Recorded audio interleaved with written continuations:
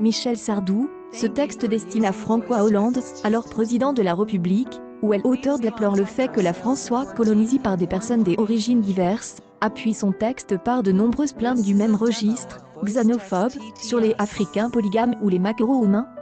À cette époque, Michel Sardou avait tout de suite fait savoir qu'il. Sur sa page Facebook, le chanteur du groupe Être une femme a déclaré « Je ne suis pas une femme, il est bien évident que la lettre publiée sur les réseaux sociaux et adressée à François Hollande est un faux. Elle constitue une usurpation des identités. »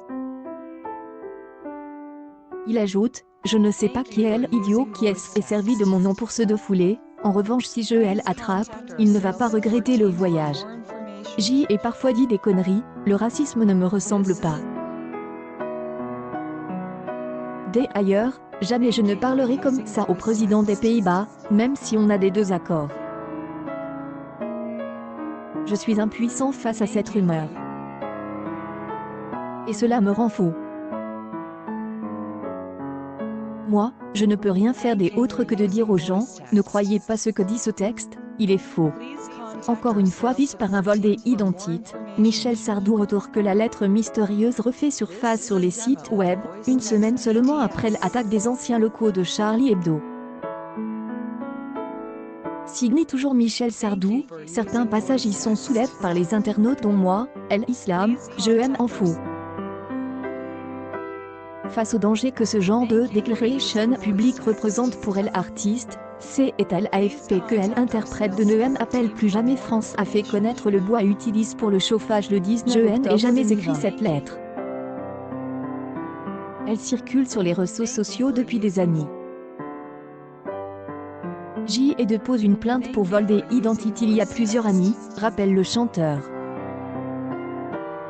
Contacts en 2015, les avocats de Michel Sardou ont rappelé que le fait d'usurper l'identité d'un tiers, dans le but de troubler sa tranquillité ou celle d'autrui, ou de nuire à son honneur, ou à sa considération, est passible d'1 an d'emprisonnement et de 15 000 d'amende. Michel Sardou a-t-il été un mauvais père pour ses 4 enfants?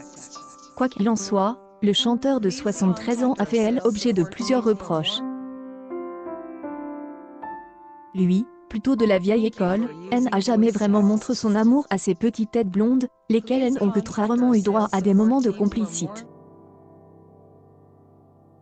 C'est du moins ce que Romain, son fils a dévoilé dans une interview à Paris Match. Force est de constater que sa façon d'aborder la paternité est totalement différente de son propre fils Gabriel, celui-ci vient de coécrire avec lui une bande dessinée. Comment renforcer leur lien, au plus grand bonheur de ce père poule.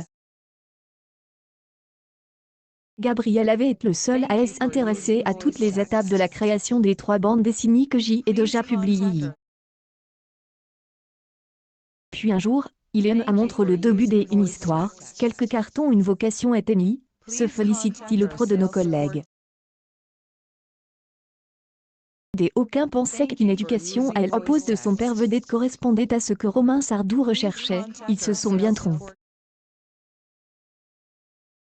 En effet, si le frère de David était peut-être un peu critique à l'égard de l'interprète de Le France, il lui voyait aussi une grande admiration.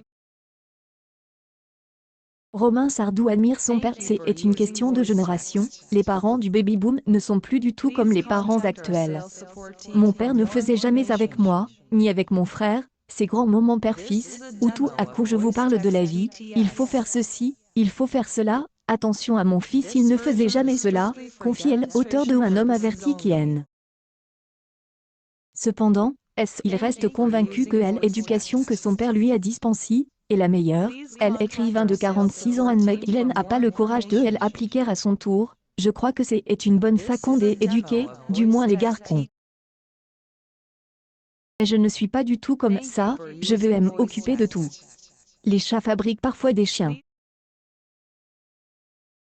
News People Michel Sardou rattrape par une affaire d'usurpation des identités.